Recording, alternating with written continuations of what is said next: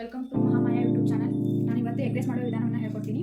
ಫಸ್ಟ್ನೇದಾಗಿ ಅಲ್ಲ, ಬೆಳ್ಳುಳ್ಳಿ, 4 ಹಸಿಮೆಣಸಿನಕಾಯಿ, ಕೊತ್ತಂಬರಿ, ಕರಿಬೇವು, 1 ಟೊಮೆಟೊ, ಆಮೇಲೆ 4 ಈರುಳ್ಳಿ, ಸ್ಪೂನ್ ಎಣ್ಣೆ, 1 ಸ್ಪೂನ್ ಸಾಸಿವೆ,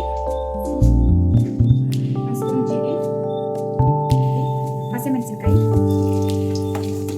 ಬೆಳ್ಳುಳ್ಳಿ, ಅಲ್ಲ, ಕರಿಬೇವು. ಸ್ವಲ್ಪ ಫ್ರೈ ಮಾಡಬೇಕು. ಈರುಳ್ಳಿ ಫ್ರೈ ಮಾಡಬೇಕು.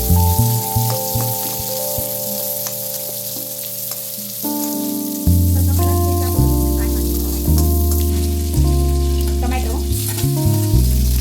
ಫ್ರೈ ಮಾಡಬೇಕು.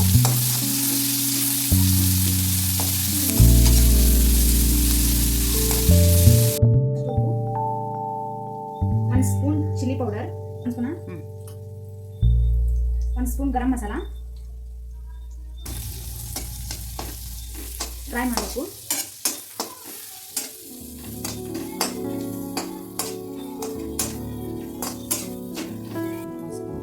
ಚೂರು ಅರಿಶಿನ ಪುಡಿ ಹಾಕಬೇಕು. 6 ಮೊಟ್ಟೆನ ಒಡೆದು ಹಾಕಿದ್ದೀನಿ ನಾನು. ನಿಮಗೆ ಎಷ್ಟು ಬೇಕಷ್ಟು ಹಾಕೊಳ್ಳಿ. ಇದನ್ನು ಈ ಥರ ಫ್ರೈ ಮಾಡಬೇಕು.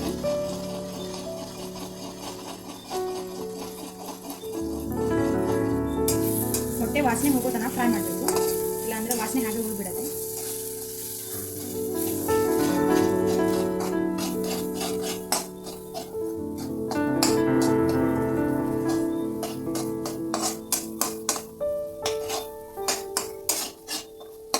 ಈ ಥರ ಬರೋ ಹಾಗೆ ಫ್ರೈ ಮಾಡಬೇಕು.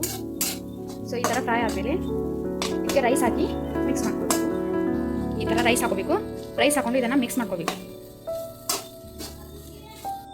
ಈ ಥರ ಮಿಕ್ಸ್ ಮಾಡಿಬಿಟ್ಟು ಫ್ರೈ ಮಾಡಬೇಕು.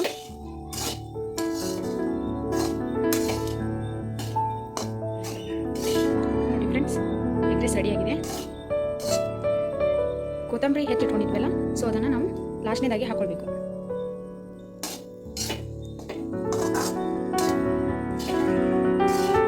ನೋಡಿ, ಬಿಸಿ ಬಿಸಿಯಾದ ಎಗ್ ರೈಸ್ ರೆಡಿಯಾಗಿದೆ. ನಿಮ್ಮ ಮನೆಯಲ್ಲೂ ಟ್ರೈ ಮಾಡಿ ಫ್ರೆಂಡ್ಸ್.